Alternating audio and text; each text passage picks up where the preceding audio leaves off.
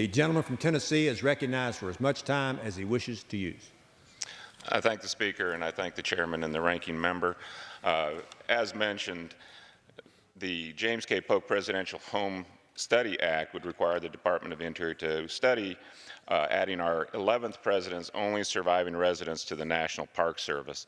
The aim of my bill is to help the charity that currently maintains the property in Columbia, Tennessee, to preserve it for future generations. 200 years ago, Columbia was a frontier town in a new state. Nobody knew the United States would eventually stretch from sea to shining sea, but James Polk had confidence and vision. He was a country lawyer who rose from the Tennessee State House to the governor's office, then to the House of Representatives here in Congress. James Polk was the only Speaker of the House to ever be elected president.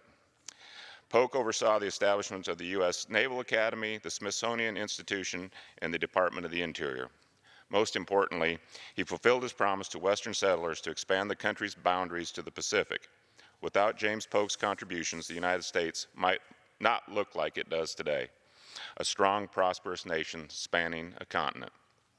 The outcome was not always certain. However, today we enjoy the fruits of President Polk's often overlooked legacy. Many historians consider him to be the most successful pre-Civil War president. People in Columbia consider him a local hero. He is a national hero and deserves a place of honor in our national park system. I appreciate Representative Marsha Blackburn's support for my legislation to accomplish this goal. I also thank Senator Lamar Alexander, who has offered companion legislation in the Senate, and we all anticipate progress. Thanks to the Columbia City leaders and the many volunteers who have tirelessly worked on this project and helped bring this issue to my attention.